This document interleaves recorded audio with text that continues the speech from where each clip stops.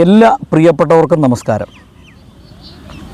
December 25 Christmas കഴിഞ്ഞു. India ഒട്ടാകെ ക്രൈസ്തവ സമൂഹം ക്രിസ്മസ് ആഘോഷിച്ചു. ക്രൈസ്തവ സമൂഹം മാത്രമല്ല, ഈ തവണ കേരളത്തിലുള്ള ചില തീവ്ര ഇസ്ലാമിസ്റ്റ് സംഘടനകളും ക്രിസ്മസ് ആഘോഷം നടത്തി. അത് പോപ്പുലർ ഫ്രണ്ടിൻ്റെ പുതിയ വകഭേദമായ SDP ആണ്. അപ്പോൾ ക്രിസ്മസ് ദിനത്തിൽ അവർ സാന്താക്ലോസിൻ്റെ തൊപ്പിയൊക്കെ അണിഞ്ഞുകൊണ്ട് അവർ ക്രിസ്മസ് ആഘോഷത്തിൽ പങ്കെടുക്കുകയും ക്രിസ്ത്യാനികൾക്ക് വേണ്ടിയും ന്യൂനപക്ഷങ്ങൾക്ക് വേണ്ടിയും റാലിയൊക്കെ നടത്തി. അതൊരു വലിയ കോമഡി ആയിട്ടാണ് എനിക്ക് തോന്നിയത്. കാരണം നൈജീരിയയിലും സുഡാനിലും സിറിയയിലും ബംഗ്ലാദേശിലും പാകിസ്ഥാനിലും ഇതുപോലെയുള്ള രാജ്യങ്ങളിൽ ക്രൈസ്തവ സമൂഹം പീഡിപ്പിക്കപ്പെടുകയും നിരവധി ആളുകൾ കൊല്ലപ്പെടുകയും കുട്ടികളെ തട്ടിക്കൊണ്ടുപോവുകയും അവരെ ഉപദ്രവിക്കുകയും ചെയ്യുന്നതൊന്നും ഈ സുഡാപ്പികളാരും കാണുന്നില്ല. എന്നാൽ രാഷ്ട്രീയ ലാഭം മാത്രം മുന്നിൽ കണ്ടുകൊണ്ട്, രാഷ്ട്രീയ ലാഭം മാത്രം ലക്ഷ്യം വെച്ചുകൊണ്ട് ഞങ്ങൾ ന്യൂനപക്ഷക്കാരുടെ സംരക്ഷകരാണ്, ദളിത് ആദിവാസി വിഭാഗങ്ങളുടെ സംരക്ഷകരാണ് എന്ന വ്യാജേനയിൽ അവർ നുഴഞ്ഞു കയറി ഈ ആട്ടുംതോലണിഞ്ഞ ചെന്നായ്ക്കളെ പോലെ അവർ ന്യൂനപക്ഷത്തിൻ്റെ ഒരു വക്താക്കളായി മാറുകയാണ്. എനിക്ക് ഈ SDP പോലുള്ളവരോട് പറയാനുള്ളത്, നിങ്ങളുടെ ആരുടെ സഹായമൊന്നും ഇവിടെ വേണ്ട. കാരണം ക്രിസ്ത്യാനികൾ ഇന്നുവരെയും നിങ്ങളെപ്പോലുള്ള വർഗീയവാദികളുടെയും അതുപോലെ ഉള്ള ആളുകളുടെ ഇതിലല്ല ഇവിടെ നിലനിന്നത്. അപ്പോൾ ഇന്ത്യ മുഴുവൻ ക്രിസ്മസ് ആഘോഷിച്ചു. ചില സ്ഥലങ്ങളിൽ അനിഷ്ട സംഭവങ്ങൾ റിപ്പോർട്ട് ചെയ്തു.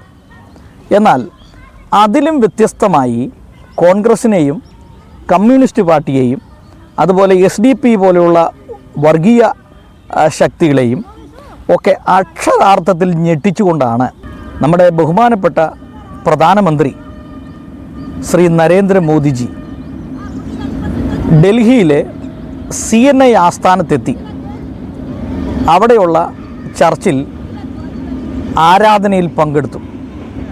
അത് ഈ കോൺഗ്രസിനെയും ഇടതുപക്ഷത്തെയും മറ്റ് തീവ്ര ഇസ്ലാമിസ്റ്റ് ശക്തികളെയെല്ലാം അക്ഷരാർത്ഥത്തിൽ ഞെട്ടിച്ചിരിക്കുകയാണ്.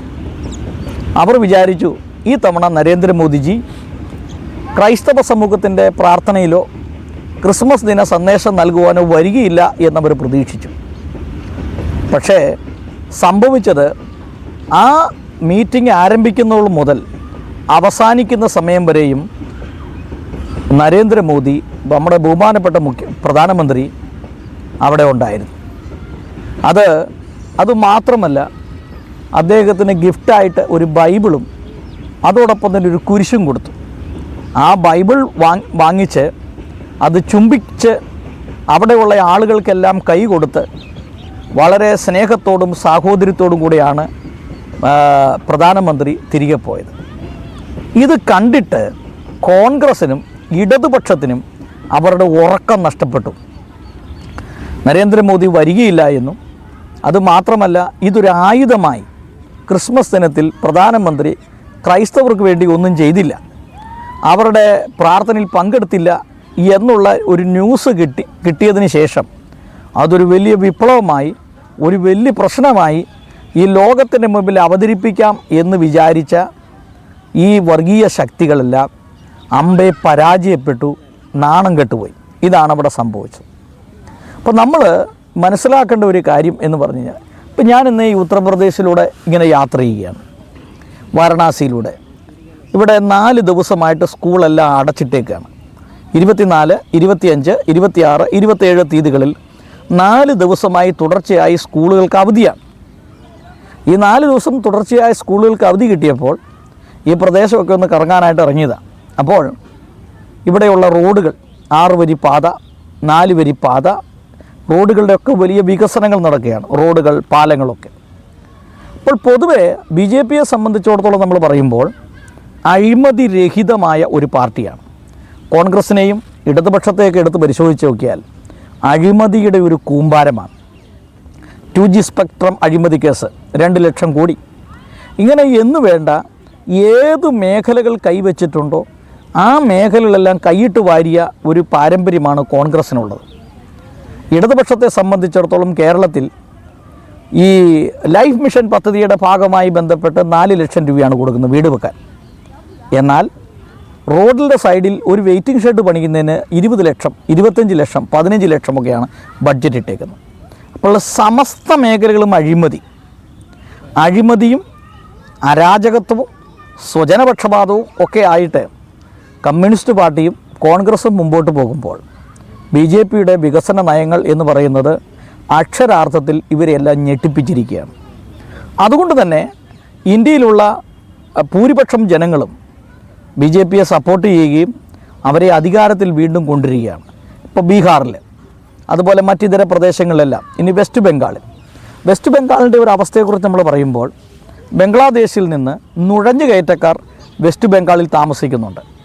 അതുമാത്രമല്ല, ഇന്ത്യ ഒരു യുദ്ധത്തിൻ്റെ മുഖത്തേക്ക് എത്തുമ്പോൾ ഇവരെല്ലാം ഈ പാകിസ്ഥാനോടും ബംഗ്ലാദേശിനോടും സപ്പോർട്ട് ചെയ്ത് നിൽക്കുന്ന ഒരു സാഹചര്യത്തിലേക്ക് മാറും. അപ്പോൾ ഇതിൽ നിന്നെല്ലാം വ്യത്യസ്തമായി BJP എന്ന പാർട്ടിയുടെ കയ്യിൽ, നരേന്ദ്രമോദിയുടെ കയ്യിൽ രാജ്യം സുരക്ഷിതമാണ് എന്ന് ചിന്തിക്കുന്ന നല്ലൊരു സമൂഹം ആളുകളുണ്ട്. ഭൂരിപക്ഷം ആളുകളും അങ്ങനെ വിശ്വസിക്കുന്നവരാണ്. അതുകൊണ്ട് തന്നെ വലിയ മാറ്റങ്ങളാണ് ഈ നാടുകളിൽ ഉണ്ടായിക്കൊണ്ടിരിക്കുന്നത്. എന്തായാലും ക്രിസ്മസ് ദിനത്തിൽ നരേന്ദ്രമോദി പ്രധാനമന്ത്രി ഡൽഹിയിലെ ചർച്ചിലെത്തുകയും അവിടെ പ്രാർത്ഥനാ യോഗത്തിൽ പങ്കെടുത്തത് വലിയൊരു ചർച്ചാ വിഷയമായിക്കൊണ്ടിരിക്കുകയാണ്. അപ്പോൾ ഇത്തരത്തിലുള്ള പ്രധാനമന്ത്രിമാരാണ് നമുക്ക് ആവശ്യം. അല്ലാതെ പറയുന്നതൊന്ന് പ്രവർത്തിക്കുന്ന വേറെ ഒന്ന് എന്നുള്ളതല്ല. പറയുന്ന പോലെ തന്നെ പ്രവർത്തിച്ച് കാണിക്കുന്ന മന്ത്രിമാരെയും പ്രധാനമന്ത്രിയും അതുപോലുള്ള ആളുകളെയാണ് നമുക്ക് ഈ നാളുകളിൽ ആവശ്യം. പൊതുവെ ക്രൈസ്തവ സമൂഹം BJPയോട് ചേർന്ന് നിൽക്കുന്നതിൻ്റെ പ്രധാനപ്പെട്ട ഒരു സംഗതി എന്ന് പറയുന്നത് ഈ തീവ്ര ഇസ്ലാമിസ്റ്റ് ചിന്താഗതികൾക്കാർ ഇവിടെ വളർന്നു വരുന്നു എന്നുള്ളത് കൊണ്ടാണ്. രാജ്യം സുരക്ഷിതത്വമല്ല, രാജ്യത്തിന് സുരക്ഷയ്ക്ക് ഭീഷണിയായി പോപ്പുലർ ഫ്രണ്ട് പോലെയുള്ള സംഘടനകൾ വർദ്ധിച്ചു വരികയും തീവ്ര ഇസ്ലാമിസ്റ്റ് ചിന്താഗതി ഉള്ളവരുടെ വളർച്ചയും കാരണം ആളുകൾ ഇപ്പോൾ BJPയിലേക്ക് ചേക്കേറുകയാണ്. ക്രൈസ്തവ സമൂഹത്തിൽ നിന്ന് നല്ലൊരു ശതമാനം ആളുകളും ഇപ്പോൾ തന്നെ BJPയിലേക്ക് മാറിക്കഴിഞ്ഞിരിക്കുന്നു. കാരണം BJP പോലെ ഒരു രാഷ്ട്രീയ പാർട്ടിക്ക് മാത്രമേ ഇനി ഇന്ത്യ പോലുള്ളൊരു മഹാരാജ്യത്തെ രക്ഷിക്കാൻ കഴിയുള്ളൂ എന്നുള്ളൊരു വിശ്വാസമാണ്. അപ്പോൾ ചോദിക്കും, കോൺഗ്രസ്സിന് കഴിയില്ലേ? കോൺഗ്രസ്സിന് കഴിയില്ല. കാരണം കോൺഗ്രസ്സിനെ നിയന്ത്രിക്കുന്നത് മുസ്ലിം ലീഗും ജമാഅത്ത് ഇസ്ലാമിയും പോപ്പുലർ ഫ്രണ്ടും SDP പോലെയുള്ള ആളുകളാണ്. കാരണം അവർക്ക് എപ്പോഴും ഈ പാകിസ്ഥാനോടും ബംഗ്ലാദേശിനോടുള്ള പ്രീണനമാണ്. അതുകൊണ്ട് കോൺഗ്രസ്സിലുള്ള വിശ്വാസം ജനങ്ങൾക്ക് നഷ്ടപ്പെട്ടു. പിന്നെയുള്ളത് കമ്മ്യൂണിസ്റ്റ് പാർട്ടികളാണ്. കമ്മ്യൂണിസ്റ്റ് പാർട്ടികൾ കേരളത്തിൽ മാത്രമേ ഉള്ളൂ. അപ്പോൾ കേരളത്തിൽ മാത്രമുള്ള ഈ കമ്മ്യൂണിസ്റ്റ് പാർട്ടിയെ കൊണ്ട് എന്ത് ചെയ്യാനായിട്ട് സാധിക്കും? കമ്മ്യൂണിസ്റ്റ് പാർട്ടി സമൂഹത്തിന് ആവശ്യമാണ്. പ്രത്യേകിച്ച് DYFI പോലുള്ള യുവാക്കൾ ആവശ്യമാണ്. കാരണം എന്തിനും ഏതിനും പ്രതികരിക്കാൻ ശേഷിയുള്ളവരാണ് അവർ. പക്ഷേ അവരുടെ പാർട്ടി കേരളത്തിൽ മാത്രം ഒതുങ്ങിപ്പോയി. വെസ്റ്റ് ബംഗാളിലുള്ള CPMൻ്റെ ജില്ലാ സെക്രട്ടറിയൊക്കെ കേരളത്തിൽ വന്ന് പൊറോട്ട അടിക്കുകയാണ്. അവിടുത്തെ കമ്മ്യൂണിസ്റ്റ് പാർട്ടിയുടെ ഓഫീസുകളൊക്കെ ഇന്ന് പല ഗോശാലകളായി അല്ലെങ്കിൽ മറ്റ് പല സ്റ്റോറുകളായി അത് മാറിക്കൊണ്ടിരിക്കുകയാണ്. അപ്പോൾ വെസ്റ്റ് ബംഗാളിൽ കമ്മ്യൂണിസ്റ്റ് പാർട്ടിയുടെ അധപ്പതനം. പാട്നയിൽ ബീഹാറിലുണ്ടായിരുന്നു, ഈ തവണത്തോടുകൂടി അതും തീർന്നു. അപ്പോൾ കേരളത്തിൽ മാത്രം ഒതുങ്ങി നിൽക്കുന്ന ഈ കമ്മ്യൂണിസ്റ്റ് പാർട്ടി ഇന്ത്യയിൽ അവർക്ക് ഒന്നും ചെയ്യാനായിട്ട് കഴിയില്ല എന്ന് മാത്രമല്ല, ഇനി അത് സാധിക്കുകയുമില്ല. ഇത്തരം സാഹചര്യത്തിൽ കമ്മ്യൂണിസ്റ്റ് പാർട്ടിയെ കൊണ്ട് എന്ത് ചെയ്യാനായിട്ട് സാധിക്കും? കോൺഗ്രസ് പാർട്ടിയിൽ ഗ്രൂപ്പ് കളിയും, അതുപോലെ 85 വയസ്സുള്ള ഒരാളാണ് അതിൻ്റെ പ്രസിഡൻറ്റ്. ശരിക്കും പറഞ്ഞാൽ എഴുന്നേറ്റ് നിന്ന് ഒരു വാക്ക് പോലും പറയാൻ ഗഡ്സില്ലാത്ത ഇതുപോലെയുള്ള ആളുകളെ കൊണ്ട് ഈ കോൺഗ്രസ്സിന് എന്ത് ചെയ്യാനായിട്ട് സാധിക്കും? അപ്പം ഇത്തരം സന്ദർഭങ്ങളിൽ കോൺഗ്രസിൻ്റെ ശക്തി ക്ഷയിച്ചു, എല്ലും തോലുമായി. അതായത് പല്ല് കൊഴിഞ്ഞ ഒരു സിംഹം പോലെയാണ് ഇപ്പോൾ കോൺഗ്രസിൻ്റെ അവസ്ഥ. കോൺഗ്രസിൻ്റെ അവസ്ഥ വളരെ ഗതികെട്ട അവസ്ഥയാണ് എന്ന് മാത്രമല്ല, കുഴിയിൽ നിന്ന് കുഴിയിലേക്ക് താണു പോകുന്ന, ഏത് സമയത്തും മുങ്ങിപ്പോകാം അല്ലെങ്കിൽ മുങ്ങുന്ന ഒരു കപ്പൽ പോലെ ഒരു കപ്പിത്താൻ ഇല്ലാത്തത് കൊണ്ട് ഏത് സമയത്തും മുങ്ങി നശിക്കുന്ന ഒരു കപ്പൽ പോലെ ആയിരിക്കുകയാണ് കോൺഗ്രസിൻ്റെ അവസ്ഥ. CPM-ൻ്റെ കാര്യം ഞാൻ പറഞ്ഞു കഴിഞ്ഞു. അപ്പോൾ മറ്റിതര പാർട്ടികളൊക്കെ ഇതാണ്. അഖിലേഷ് യാദവിൻ്റെ പാർട്ടിയെക്കുറിച്ച് പറയുമ്പോൾ അത് ഒരു മതത്തിൻ്റെ അടിസ്ഥാനത്തിലുള്ളൊരു പാർട്ടിയാണ്. ലാലു പ്രസാദ് യാദവിനെക്കുറിച്ച് പറയുമ്പോഴും ഇത് തന്നെയാണ്. അപ്പോൾ മതത്തിൻ്റെയും കുടുംബത്തിൻ്റെയും പാർട്ടികളായി നിൽക്കാത്ത പാർട്ടി എന്ന് പറയുന്നത് BJP മാത്രമേ ഉള്ളൂ. കമ്മ്യൂണിസ്റ്റ് പാർട്ടികളുമുണ്ട്. പക്ഷേ കമ്മ്യൂണിസ്റ്റ് പാർട്ടിക്ക് ഇവിടെ പ്രസക്തിയില്ല. കാരണം ഇവിടെ ആരുമില്ല. ഇത്തരം സാഹചര്യത്തിൽ ഇന്ത്യയെ നയിക്കാൻ ചുറ്റുവട്ടം ശത്രുക്കളാണ്. പാകിസ്ഥാൻ, മറ്റൊരു സൈഡിൽ ബംഗ്ലാദേശ്, പിന്നീട് പല ശത്രുക്കൾ ഇന്ത്യക്കുണ്ട്. അപ്പോൾ ചൈന, ഒരു സൈഡിൽ ചൈന നിൽക്കുന്നു. ഇതിനെയെല്ലാം അവഗണിച്ചുകൊണ്ട് ഇന്ത്യയെ സുരക്ഷിതത്വമായി നിർത്തണമെങ്കിൽ നരേന്ദ്രമോദിയെപ്പോലുള്ള ഭരണാധികാരികളെ കൊണ്ടേ സാധ്യമാകുള്ളൂ. അതുകൊണ്ട് തന്നെയാണ് പലപ്പോഴും നരേന്ദ്രമോദിയെയും നരേന്ദ്രമോദി നേതൃത്വം നൽകുന്ന പാർട്ടിയും സപ്പോർട്ട് ചെയ്യാൻ ക്രൈസ്തവ സമൂഹം നിർബന്ധിതരാകുന്നത്.